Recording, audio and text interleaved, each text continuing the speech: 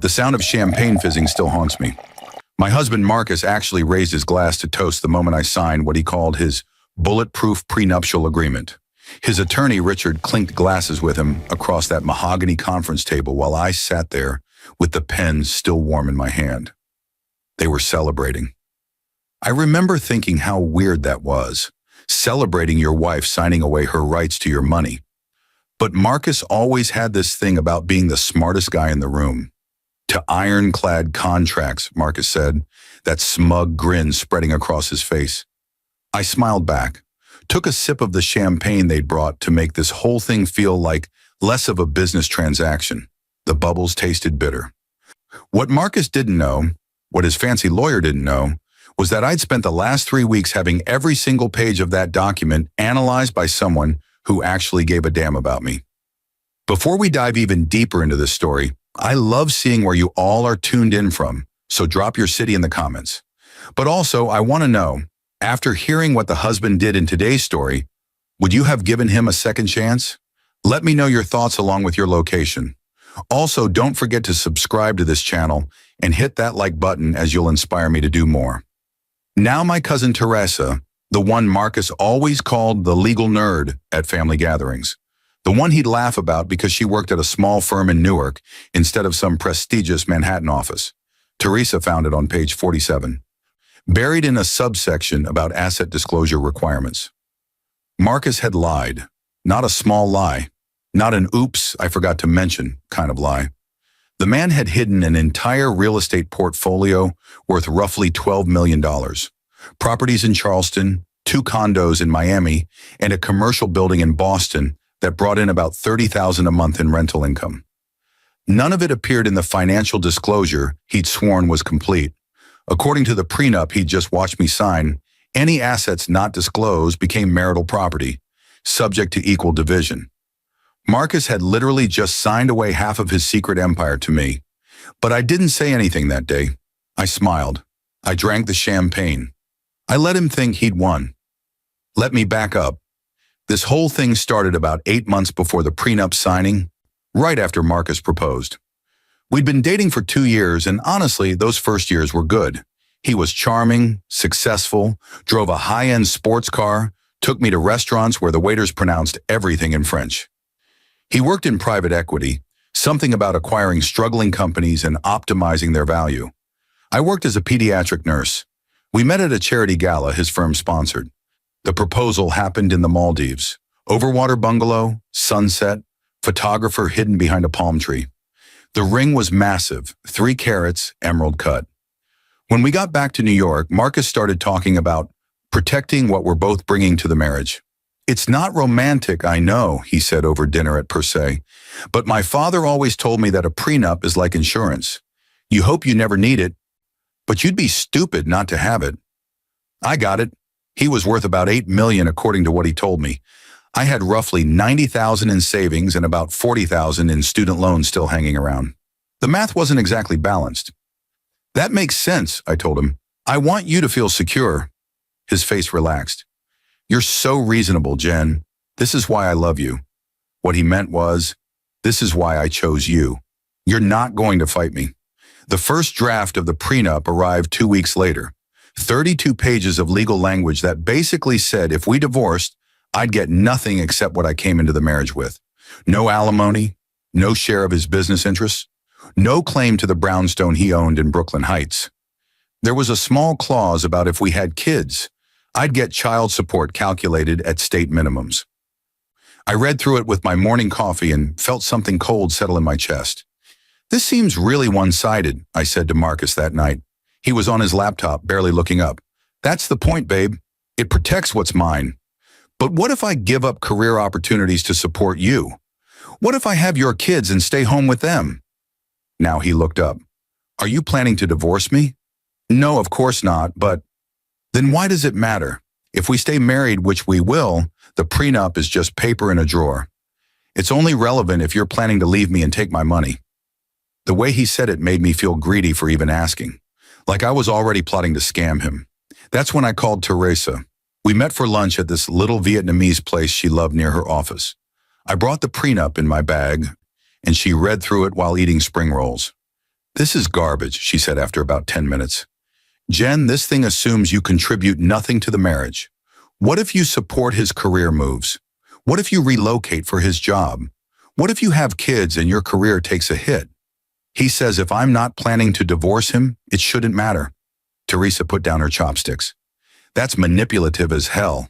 Look, you can sign whatever you want, but let me at least review it properly. Take it to my office. Let me spend real time with it. If you're going to sign away your rights, at least know what you're signing away." I should mention that Teresa and I grew up together. Our moms are sisters.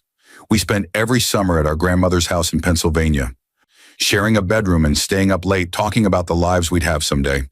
She went to law school. I went to nursing school. We both wanted to help people, just in different ways. So I trusted her completely. I told Marcus I wanted my cousin to review the prenup before I signed. He laughed, actually laughed. "Teresa, the one who works at that tiny firm? Jen, I paid Richard $500 an hour to draft this. I think we're good. I just want her to explain it to me in normal English." He sighed like I was being difficult. "Fine, whatever makes you feel better, but tell her not to take too long. We have a wedding to plan." Teresa spent 3 days with that prenup. She called me on day 2 with questions. "Does Marcus own any property besides the brownstone?" "Not that I know of." "Why?"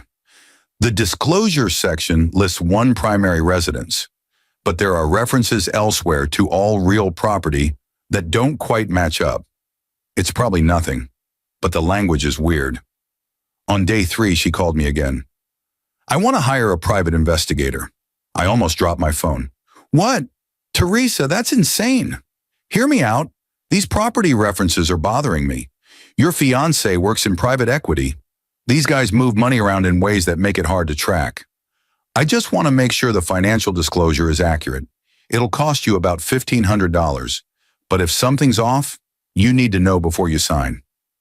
$1,500 felt like a lot of money to spend on what was probably paranoia, but something in my gut told me to listen to her. The investigator's name was Sharon, former IRS agent, now did private work. Teresa said she was the best at finding hidden assets. It took Sharon 2 weeks. She found the Charleston properties first, 2 historic homes Marcus had bought through an LLC called Corsair Holdings, both rented out as luxury vacation properties. Then the Miami condos purchased through a different LLC called Meridian Investments, then the Boston commercial building held by something called Trident Property Group. 3 different LLCs, all registered to addresses of law firms, all ultimately owned by Marcus. Sharon put the total value at about $12 million, generating around $400,000 a year in rental income. When Teresa showed me the report, I felt like I'd been punched. "He lied to me," I said. "He did more than lie," Teresa said. "He committed fraud. The prenup requires full financial disclosure. He signed a document swearing he disclosed all assets. This is the legal equivalent of perjury. So what do I do?" She smiled. It wasn't a nice smile. It was the smile she used to get when we were kids, and she'd figured out how to beat me at chess. "You have 2 options. Option 1, confront him, demand a fair prenup, maybe call off the wedding. Option 2, you sign his fraudulent prenup and wait." "Wait for what?" "According to the document he drafted, any asset not disclosed in the attached financial statement becomes marital property subject to equal distribution. He tried to hide $12 million. If you sign this and you can prove he hid those assets, you're entitled to half of everything he tried to conceal." I stared at her. That can't be right. It's absolutely right. Richard probably copied this prenup from a template and didn't think about the implications. Or maybe Marcus told him the disclosure was complete and Richard didn't verify. Either way, your fiancé just created a legal landmine and buried it under his own feet. My hands were shaking. But we'd have to get divorced for that to matter. True, so the question is, do you still want to marry this man knowing he lied to you about millions of dollars? That's the thing nobody tells you about finding out someone you love is a liar. It's not just anger, it's embarrassment. It's looking back at every sweet thing they said and wondering if that was a lie too. Every "I love you," every "you're different from other women," every moment you thought was real. I went home that night and looked at Marcus differently. He was watching television, drinking an imported beer, his feet up on the ottoman I'd picked out. How was your day? He asked. Good. Teresa finished reviewing the prenup. And? Did she find any scary loopholes? He was smiling, teasing. She said it's pretty standard. She explained everything so I understand it now. See? Told you Richard knows his stuff. So we're good to sign? I looked at him. Really looked at him. The man I'd agreed to marry. The man who'd hidden $12 million from me and then handed me a pen. Yeah, I said. We're good to sign. He kissed me. I knew you'd be reasonable about this. Some women make prenups into this huge dramatic thing. You're not like that. No, I wasn't like that. I was going to be smart about this. Teresa prepared me for the signing. We rehearsed what I'd say, how I'd act. Natural. Maybe a little nervous, but ultimately willing. We couldn't let Marcus or Richard suspect anything. Don't ask too many questions, Teresa coached. Don't seem too interested in the disclosure section. Just be the understanding fiancé who wants her man to feel secure. The signing happened at Richard's office. Fancy building in Midtown, the kind with a doorman and marble floors. Richard's conference room had floor-to-ceiling windows overlooking Central Park. Marcus was already there when I arrived, talking to Richard about some deal his firm was closing. There she is, Marcus said, standing up to kiss my cheek. Ready to make this official? Ready as I'll ever be, I said. Smiled, played the part. Richard walked me through the document, page by page, section by section. He explained community property, separate property, the waiver of spousal support. His voice was so calm, so professional. This was just another Tuesday for him, another rich guy protecting his assets from another woman who might decide marriage wasn't forever. When we got to the financial disclosure section, my heart was hammering. And here, Richard said, Marcus has listed all of his current assets, the brownstone, his investment accounts, his business interests, everything's accounted for. Do you have any questions about this section? I pretended to read it. No, it looks clear. Marcus was watching me. I could feel it, but I kept my face neutral. Great, Richard said, if you'll just initial here and sign at the bottom of page 50. I picked up the pen. It was heavy, expensive, probably cost more than my weekly grocery budget. I signed. Marcus actually exhaled, like he'd been holding his breath. That's when he pulled out the champagne, had it waiting in Richard's mini fridge, popped the cork right there in the conference room. To Ironclad contracts, he said. Richard laughed, raised his glass. I smiled and drank and thought, you have no idea what you just did. The wedding happened 3 months later. Expensive venue, 200 guests, flowers that cost more than a used luxury sedan. My family came in from Pennsylvania. Marcus's family flew in from California.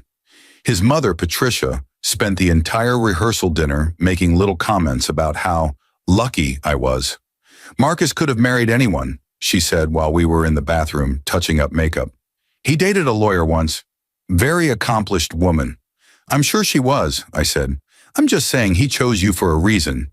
You're approachable. Approachable? Like I was a golden retriever. The ceremony was beautiful. I'll give Marcus that. He knew how to put on a show. The reception was at this waterfront venue in Brooklyn. Lights strung across the outdoor terrace, premium open bar, band that played all the right songs. During our first dance, Marcus whispered, I love you, Mrs. Chen. And God help me, part of me still loved him too. That's the complicated thing. You can love someone and know they're not good for you. You can love someone and still protect yourself from them. We honeymooned in Japan. 2 weeks, all expenses paid by Marcus's company as some kind of executive perk. We stayed in a traditional ryokan in Kyoto, visited temples, ate sushi that melted on your tongue. Marcus was attentive and sweet, held my hand, took photos of us together. I kept thinking about the $12 million he'd hidden from me. When we got back to New York, real married life started. We lived in the brownstone. I kept working at the hospital. Marcus kept doing his private equity thing, which meant a lot of late nights and business trips. In about 6 months into the marriage, I got pregnant. Marcus was thrilled. This is perfect, he said. We can start our family. You can take maternity leave, and then we'll figure out if you want to go back to work. Of course I'm going back to work. I love my job. He gave me this look, patient, indulgent. We'll see. Once the baby comes, you might feel differently. And honestly, Jen, we don't need your income. You could stay home. There it was, the slow start of making me financially dependent on him. We'll see, I said back. I had the baby 7 months later. A girl. We named her Sophie. She was perfect, tiny and pink in mine. Marcus was a decent dad at first. He'd hold her, take photos, post them on social media with captions about being blessed. But when Sophie cried at night, he'd nudge me awake. Babe, the baby. I hear her. Can you get her? I have that meeting in the morning. Every night, every crying session. Always my job because he had meetings, had deals, had important work. I was running on 4 hours of sleep and still trying to figure out when I'd go back to the hospital when Marcus suggested I take a full year off. The firm's doing great, he said. I just closed a huge acquisition. We're more than comfortable. Stay home with Sophie. Enjoy this time. I want to work. Why? To prove something? Jen, you're a mother now. Sophie needs you. And there it was again. That thing he did where he made my wants sound selfish. I ended up taking 8 months. Not because Marcus convinced me, but because childcare in New York cost almost as much as I made. The math didn't work. When Sophie turned 1, I went back to the hospital part-time. 3 12-hour shifts a week. It was brutal, balancing work and motherhood. But I needed it. Needed to be someone other than Marcus's wife and Sophie's mom. Marcus didn't like it. You're always tired, he complained. We never have sex anymore. The house is a mess. I'm working and taking care of our daughter. When exactly am I supposed to have energy for sex and deep cleaning? Other wives manage. I stared at him. Other wives? You know what I mean. Lots of women work and keep their homes nice and still make time for their husbands. That night I called Teresa. I think I'm ready, I told her. Ready for what? To divorce him. She was quiet for a second. Then, are you sure? Because once we start this, there's no going back, and it's going to get ugly. I'm sure. Okay, then let's burn his whole world down. Teresa and I met the next week at a coffee shop far from my neighborhood. Somewhere Marcus would never accidentally show up. She brought a thick folder with her, all the documentation we'd need. First thing, she said, spreading papers across the table, we need to establish a timeline. You can't just file tomorrow. It'll look suspicious. We need to build a case that shows the marriage deteriorated naturally. It did deteriorate naturally. He's an ass. She smiled. I know, but we need documentation. Start keeping a journal. Date everything. When he dismisses you, when he makes you feel small, when he prioritizes work over Sophie, create a record. How long do I have to wait? 6 months minimum, maybe 8. We want this to look like you tried everything to save the marriage before filing. During that time, I need you to do something else. She slid a paper across to me. It was a request for financial documents. You're going to tell Marcus you want to update your will now that you have Sophie. Completely reasonable request for a new mom. You'll need copies of all financial statements, property deeds, everything. He'll have to provide them because it's for estate planning, not divorce. I looked at the list. Bank statements, investment accounts, property holdings, business valuations. What if he refuses? He won't. His ego won't let him. He'll want to show you how successful he is. Men like Marcus can't help themselves. She was right. That night I brought it up over dinner. Sophie was already asleep, and Marcus was scrolling through his phone while eating the pasta I'd made. I've been thinking, I said, we should update our wills. Now that we have Sophie, we need to make sure everything's protected if something happens to either of us. He looked up. That's actually smart. I'll have Richard draw something up. I'd like to use my own attorney. For my will, I mean. You can use Richard for yours. His eyes narrowed slightly. Why? Because Richard is your lawyer. I should have my own representation for my own documents. It's cleaner that way. I could see him thinking about it, trying to find the trap. Fine, he said finally. Use whoever you want. Just make sure they're competent. I will, and I'll need copies of all our financial information. For the estate planning. What kind of information? Everything. Bank statements, investment portfolios, property deeds. The lawyer said we need a complete picture of our assets. Marcus actually puffed up a little. Sure, I'll have my accountant send everything over. You'll be impressed. The portfolio's grown significantly since we got married. I bet it had. The documents arrived 2 weeks later, a massive package delivered to the house while Marcus was at work. I took photos of everything before he got home. Every page, every statement, uploaded them to an encrypted cloud account Teresa had set up. The properties were all there.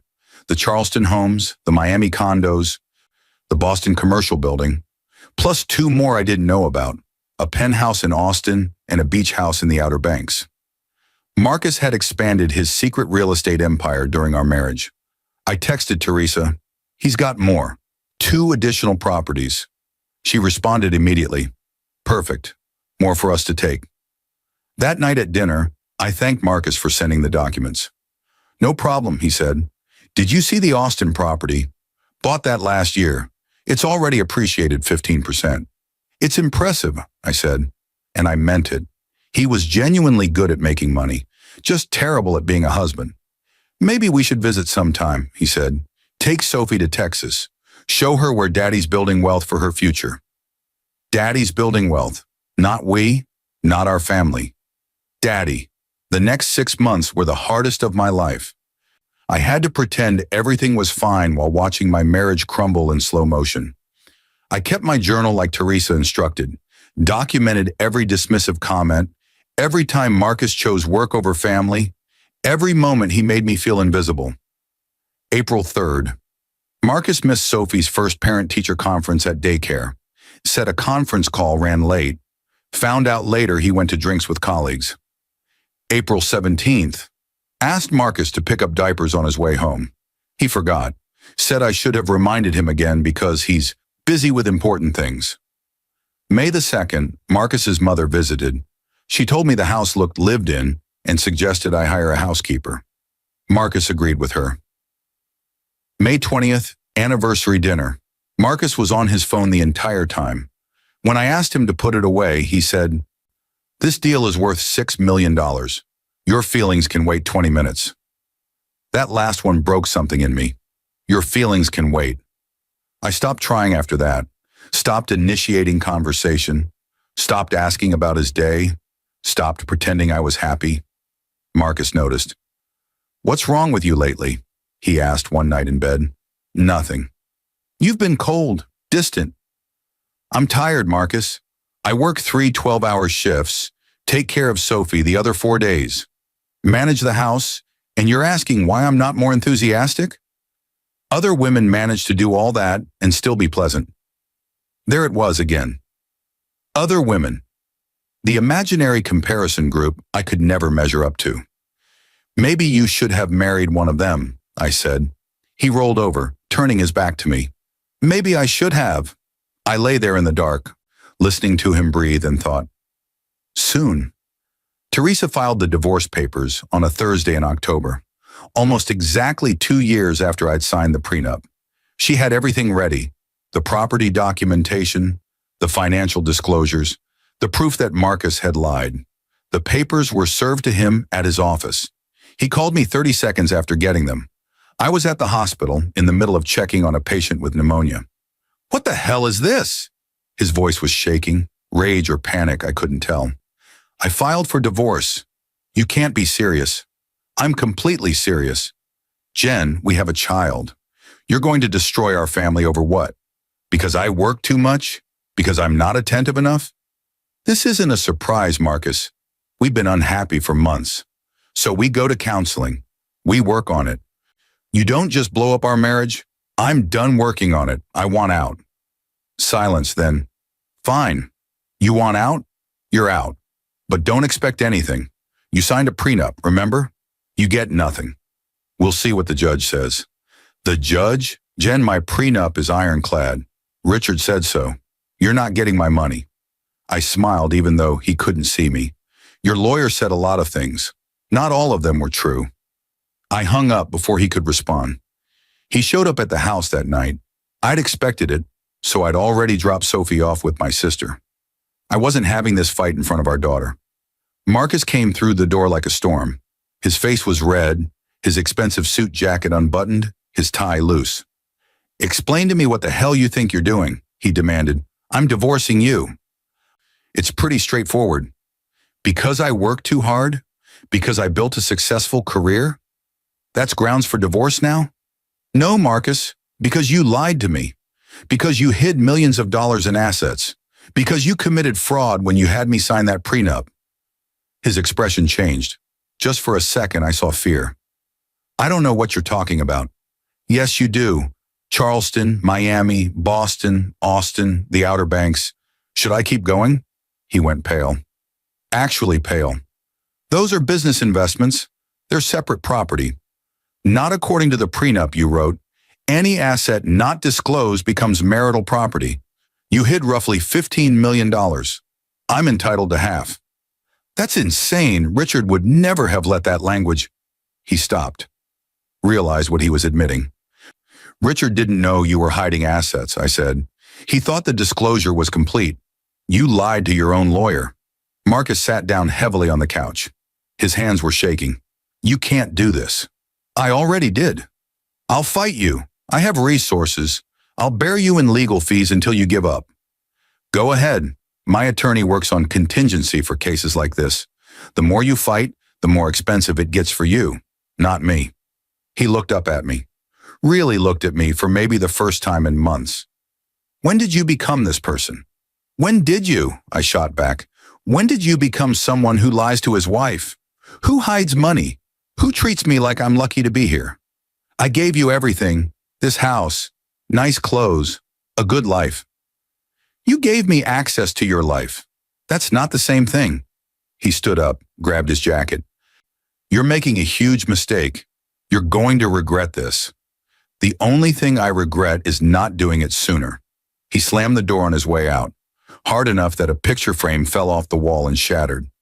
I cleaned up the glass and called Teresa. He knows, I said. Good, let him panic. Panicked men make mistakes. Marcus's first mistake was trying to hide more money. Within a week of being served, he started moving assets around, transferred funds between accounts, put properties into new LLCs, even tried to sell the Austin penthouse for under market value to a friend from his firm. But Teresa had already filed for a freeze on all marital assets. Every transaction Marcus made just added to the evidence of his fraud. His second mistake was underestimating my attorney. Marcus hired a big firm. The kind with marble lobbies and attorneys who bill $800 an hour. They filed a motion to dismiss my claims, arguing the prenup was valid and enforceable. Teresa destroyed them in court. She presented the original financial disclosure Marcus had signed, swearing it was complete. Then she presented the proof of all the properties he'd hidden. The judge's face went from neutral to angry in about 30 seconds. Mr. Chen, the judge said, did you or did you not sign a document stating you had disclosed all assets? Marcus's attorney jumped in. Your Honor, those properties were business investments held in separate entities. I asked Mr. Chen, not you. Mr. Chen, please answer the question. Marcus looked like he wanted to disappear. I signed it, and did the disclosure you attached to the prenuptial agreement include the properties located in Charleston, Miami, Boston, Austin, and the Outer Banks? Silence. Mr. Chen? No, Your Honor. The judge leaned back. Then you committed fraud. Congratulations. You just invalidated your own prenup. Marcus's lawyer tried to salvage it, filed motions, requested continuances, argued about the interpretation of the disclosure requirements. Nothing worked. The judge ruled in my favor on almost every point. The prenup was void due to fraud. All assets, including the hidden properties, were subject to equitable distribution. And because Marcus had tried to hide and move assets after being served, the judge imposed sanctions. Marcus had to pay my legal fees. All of them. Teresa called me the day the ruling came through. We did it. You're getting half of everything. I was sitting in my car outside the hospital, about to start my shift. I'd been holding it together for months, being strong, being strategic. But hearing those words, I just lost it. Started crying so hard I couldn't breathe. Hey, Teresa said, why are you crying? We won. I know, I can't believe it's real. It's real. Marcus tried to screw you over, and he screwed himself instead. Karma is real, and her name is Teresa. I laughed through the tears. Thank you. I couldn't have done this without you. Yes, you could have.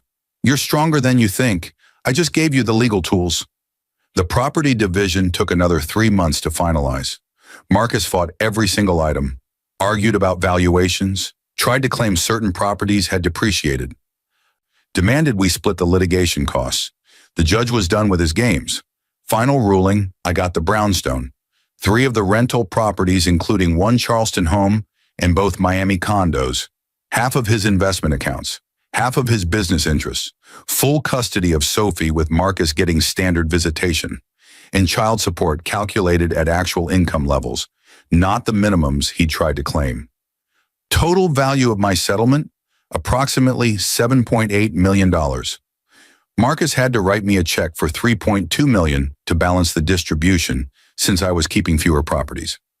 The day I deposited that check, I took a photo of the receipt and sent it to Teresa with just one word: Ironclad. She sent back a champagne emoji. Marcus tried one last power move. Showed up at the house, my house now, with his mother. Patricia looked like she'd been crying. Her makeup was smudged, her designer purse clutched to her chest like armor. How could you do this to him? She demanded, before I'd even fully opened the door. He gave you everything. He gave me lies, I said, and I'm not doing this conversation with you. He's my son. You've destroyed him financially. No, Patricia. He destroyed himself. I just held him accountable. Marcus stood behind his mother, quiet. He looked different, smaller somehow. The confidence was gone. Can I at least see Sophie? He asked. It's not your day. I'm her father. Then follow the custody schedule. You wanted everything in writing, remember? Well, now it's all in writing. Patricia started to say something else, but Marcus put a hand on her shoulder. Let's go, Mom. They walked back to his car, not the premium sports car anymore. He'd had to sell that to cover his legal fees. A regular sedan now, practical. I watched them drive away and felt nothing. No triumph, no sadness, just the quiet relief of a door finally closing. Sophie adjusted better than I expected. She was only 2, so the concept of divorce was abstract. She knew Daddy lived somewhere else now, came to visit on Wednesdays and every other weekend. She knew Mommy seemed happier. I cut back my hours at the hospital, not because I had to, but because I wanted to. I could afford it now, could afford to spend more time with my daughter, could afford to breathe. Teresa and I celebrated properly about 6 months after everything was finalized. Fancy dinner at a steakhouse, bottle of wine that cost more than my old weekly grocery budget. To ironclad contracts, she said, raising her glass. To finding the loopholes, I replied. We drank, and she asked the question I'd been waiting for. Do you regret marrying him at all? I thought about it, really thought about it. No, I said finally, because I got Sophie, and I learned what I'm worth, what I won't tolerate. Marcus taught me that, even if he didn't mean to. He's apparently dating again, Teresa said. Some woman from his firm, 26 years old. Good luck to her. Aren't you curious? About what? If he'll do the same thing to her, hide money, lie. I shrugged. Probably, but that's not my problem anymore. I warned her, actually, sent her an anonymous message through a mutual acquaintance. What she does with that information is up to her. Teresa laughed. You're ruthless. No, I'm just done being nice to people who mistake kindness for weakness. The money changed my life in ways I didn't expect. Not just the obvious stuff, the financial security, the ability to buy Sophie nice things, the relief of not living paycheck to paycheck, but the confidence that came with it, the knowledge that I'd stood up for myself and won. I started saying no to things, no to dates with men who gave me bad vibes, no to family members who wanted to borrow money, no to people who wanted my time and energy without giving anything back. I started saying yes to things too. Yes to a vacation with Sophie to Disney World. Yes to going back to school for my nurse practitioner license. Yes to a pottery class I'd always wanted to take. I bought myself a nice car, not luxury level, nothing excessive, but nice, reliable. Something I chose because I liked it, not because it impressed anyone. Marcus tried to friend me on social media about a year after the divorce. I blocked him immediately. He sent an email a few weeks later. Subject line, "Can we talk?" I deleted it without reading it. Some doors once closed should stay closed. Sophie's third birthday party was at our house. I invited my family, some friends from the hospital, kids from her daycare. Marcus had her the weekend before, did his own celebration. We were managing the co-parenting thing okay. Not great, but okay. We used an app to communicate, kept everything documented. It was working. My sister pulled me aside during the party while Sophie was destroying her birthday cake. "You look happy," she said. "I am happy. I mean really happy, like lighter. You were carrying so much weight when you were with Marcus." "I was. I didn't even realize how much until it was gone." She hugged me. "I'm proud of you. What you did took guts." "What I did took Teresa," I said, "and Sharon the investigator, and a lot of luck that Marcus was dumb enough to hide assets in a prenup that specifically penalized hidden assets. Still, you could have stayed. Lots of women would have. You had the nice house, the money through him. You could have just endured." "Yeah, I could have. But I didn't want Sophie growing up thinking that's what marriage looks like. I didn't want her to think women should endure." The party wound down. Guests left. Sophie fell asleep on the couch, frosting still on her face. I carried her up to bed, tucked her in, and stood there watching her breathe. This was my life now. This house, this child, this hard-won peace. Marcus had laughed when I signed his prenup. He'd thought he was so smart, thought he'd protected himself perfectly. But the thing about building walls to keep people out is sometimes you trap yourself inside with your own lies. And sometimes the person you underestimated is the one holding the key. The thing nobody tells you about winning is that it doesn't feel like the movies. There's no dramatic music, no slow motion celebration. You just wake up one day and realize you're not angry anymore. You're not scared. You're just living. That realization hit me about 18 months after the divorce was finalized. I was at the grocery store with Sophie. She was sitting in the cart chattering about her preschool teacher, and I was comparing prices on organic strawberries when I saw him. Marcus. He was 3 aisles over with a woman, the 26-year-old from his firm, I assumed. She was pretty in that polished way. Perfect blowout, designer jeans, expensive handbag. She was laughing at something he said, touching his arm. My first instinct was to leave, grab Sophie and disappear before he saw us. But then I stopped myself. Why should I leave? This was my neighborhood, my grocery store. I had every right to be here. So I kept shopping. Marcus spotted me near the dairy section. I watched his face change. Surprise, then discomfort, then that fake smile he used in awkward situations. "Jen, hi." "Marcus." I nodded at the woman. "Hello." She looked confused, glancing between us. "Do you two know each other?" "This is my ex-wife," Marcus said quickly. "Jen, this is Amber." "Nice to meet you," I said. Meant it, actually. I had no beef with this woman. Amber's eyes went wide. Oh, I've heard a lot about you." "I'm sure you have." I looked at Marcus. "How are you?" "Good, busy. You know how it is." I didn't, actually. I'd never been the type to hide assets and commit prenup fraud, but I let it slide. Sophie chose that moment to announce loudly, "Mommy, I need to pee." "Okay, baby. We'll go in a minute." I looked at Marcus. "This is your Wednesday. Did you forget?" His face flushed. "I have a work thing. I was going to message you about switching. You need to give me more notice than the day of, Marcus. We have a custody agreement." Amber was watching this exchange with growing awareness. I could almost see her brain working, reassessing the man standing next to her. "Right," Marcus said. "I'll pick her up this weekend instead. Make up the time." "Fine. Message me on the app." I pushed my cart past them. Sophie waved at her father. "Bye, Daddy." "Bye, Princess," he called back. I didn't look back. Didn't need to. In the bathroom, while Sophie did her business, I checked my reflection in the mirror. I looked good, rested. My hair was longer than I'd worn it when I was with Marcus. He'd always said he preferred it short and neat. My clothes were comfortable, jeans and a sweater. Nothing fancy, but I felt like myself. When we got home, I got a text from an unknown number. This is Amber. Got your number from Marcus's phone. Can we talk? I stared at it for a long moment. Then I called Teresa. Marcus's girlfriend wants to talk to me, I said. About what? Didn't say. But I'm guessing she has questions after running into us at the store. Are you going to respond? Should I? Teresa was quiet for a second. That depends. Do you want to help her or hurt her? I don't want to hurt her. She hasn't done anything to me. Then be honest, but make it clear you're not getting involved in their relationship. You're just answering questions. I texted Amber back. Coffee tomorrow? There's a place called Brew Point on 5th. She responded immediately. Yes, 10 a.m. See you then. Amber was already there when I arrived. She'd claimed a corner table, 2 cups of coffee waiting.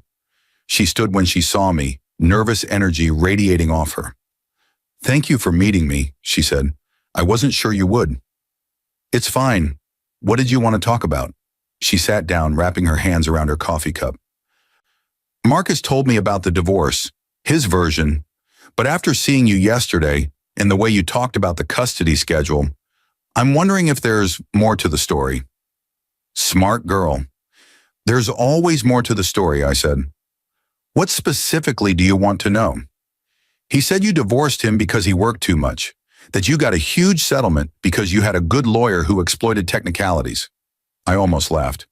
That's one way to describe fraud. Her face went pale. Fraud?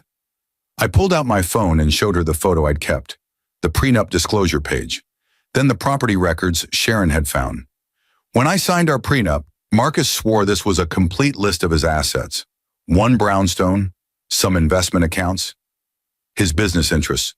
He had me sign a document that said any undisclosed assets would become marital property. Okay. He'd hidden $15 million in real estate, 5 properties across 4 states. Never mentioned them. When I found out and filed for divorce, he tried to claim they were separate business investments. The judge disagreed. Amber was staring at the phone screen like it was a bomb. He lied to you. He did.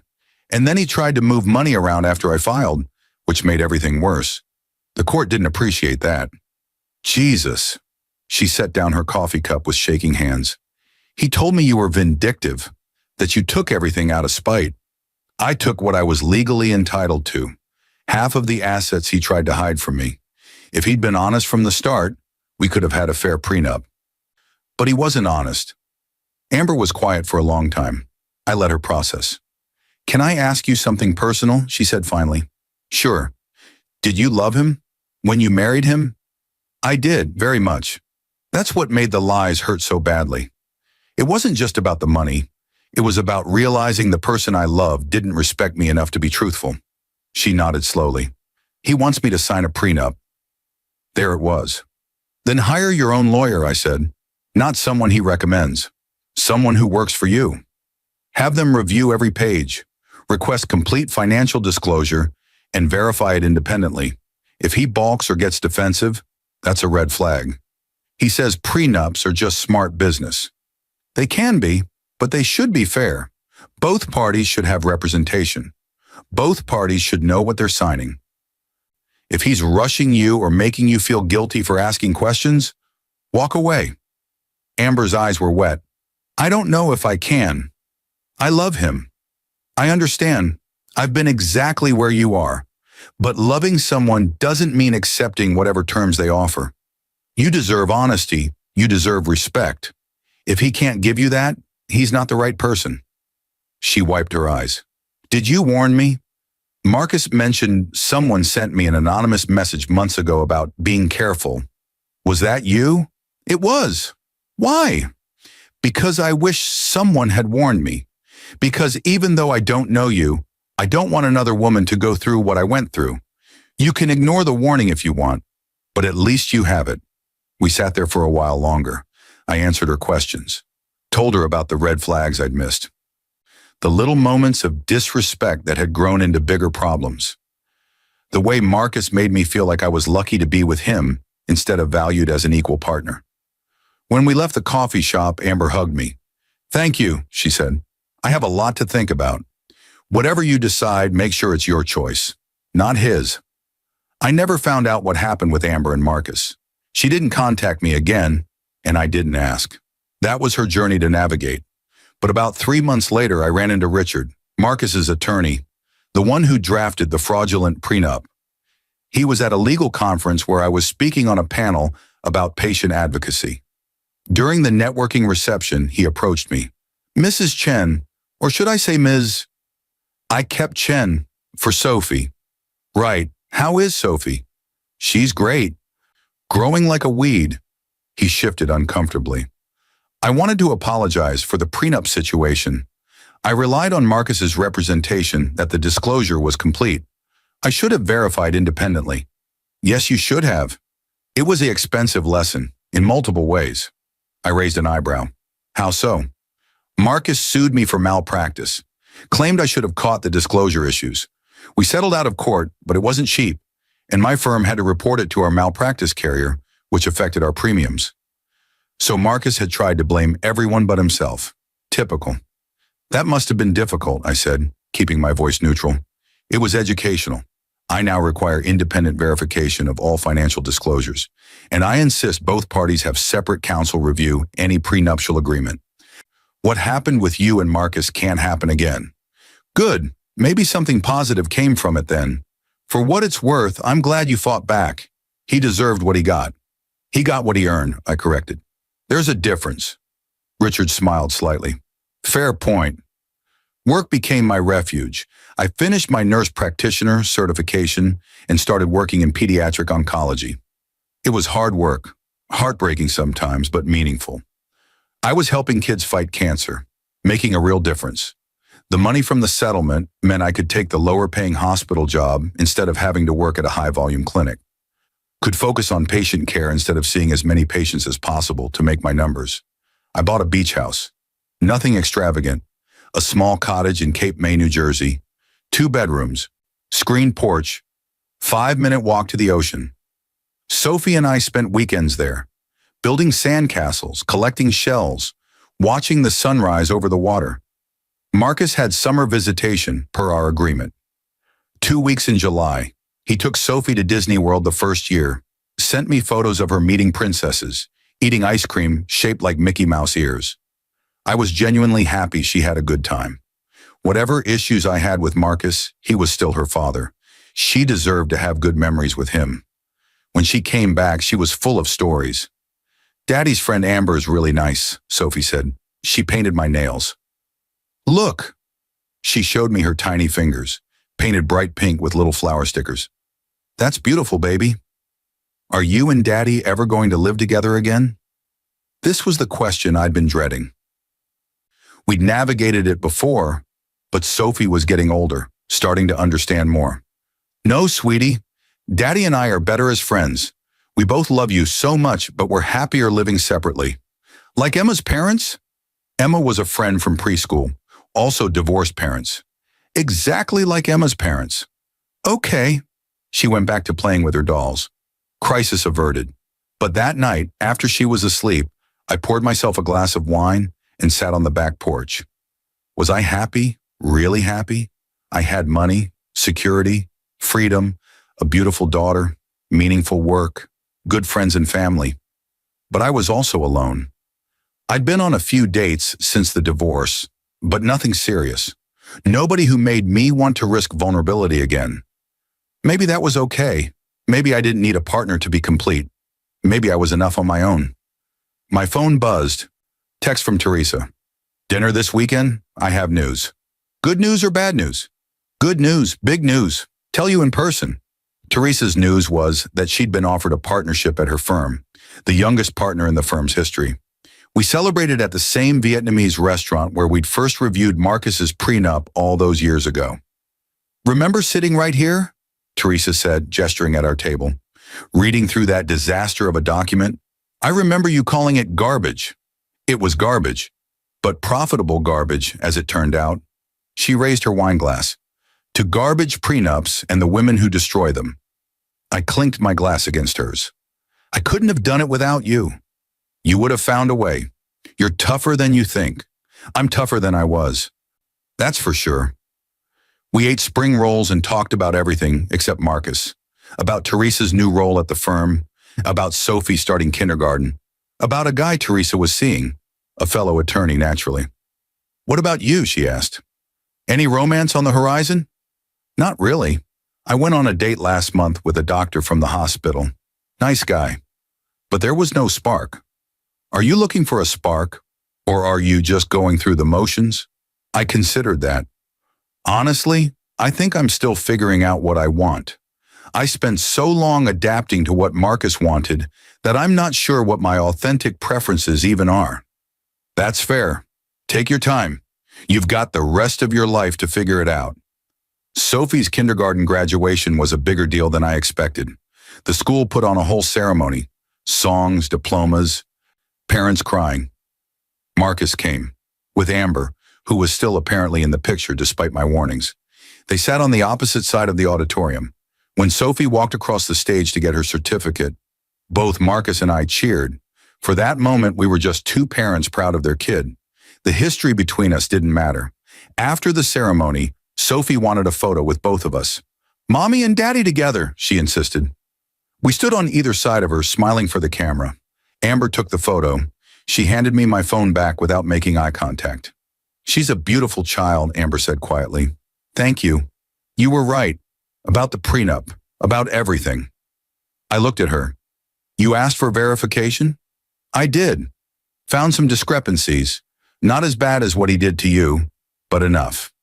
We're working through it in counseling. Good luck with that." "I mean it. Thank you for the warning.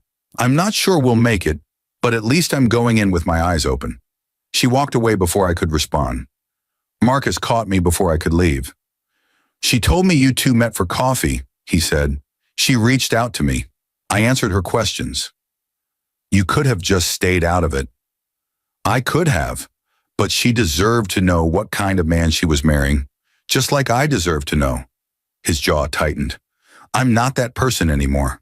I've changed." "Maybe you have. That's between you and Amber. It's got nothing to do with me. Do you hate me?" The question surprised me. I looked at him, really looked at him. He seemed older, tired. The arrogance was still there, but dimmed somehow. "No," I said honestly, "I don't hate you. I don't really feel anything about you except gratitude." "Gratitude? For teaching me what I won't accept. For showing me I'm strong enough to fight back. For giving me Sophie. You were a terrible husband, Marcus, but you gave me gifts you didn't intend to." He looked like I'd slapped him. "That's worse than hate." "Maybe, but it's the truth." I collected Sophie and headed to the car. She chattered the whole drive home about kindergarten, about first grade next year, about her friends and teachers and everything in her small, perfect world. That night, I tucked her into bed and she asked me a question. "Mommy, are you happy?" "Yes, baby, I'm very happy. Are you?" "Yes, I love you, Mommy." "I love you too, Sophie, more than anything in the world." After she fell asleep, I went to my bedroom and pulled out the old journal. The one where I documented all those months with Marcus. All the small cruelties and dismissals that had added up to the end of our marriage. I read through it, remembered the woman who'd written those entries. How scared she'd been. How trapped. Then I took the journal outside and burned it in the fireplace. I didn't need it anymore. The past was over. The war was won. Not because I'd gotten money, not because I'd proven Marcus wrong, but because I'd proven to myself that I mattered, that I deserved honesty and respect, that I was worth fighting for. The settlement money would run out eventually. Sophie would grow up. Life would continue with all its unpredictable chaos. But I would be okay, better than okay, because I knew now what I was capable of. Knew I could stand up to someone who tried to diminish me. Knew I could walk away from comfort if it meant keeping my dignity. Marcus had laughed when I signed his prenup, thought he'd won, thought he'd protected himself from a woman he saw as less than him. He'd been wrong, and that wrongness had cost him everything he'd tried to protect. Sometimes karma wears a designer suit and works on a contingency basis. Sometimes justice looks like a cousin with a law degree and a talent for reading fine print. Sometimes the best revenge is just living well and teaching your daughter that she never has to settle for less than she deserves. I stood on my back porch, watching the fireflies blink in the darkness, and smiled. The future was wide open, unwritten, mine to shape however I wanted. And for the first time in years, that possibility didn't scare me. It thrilled me.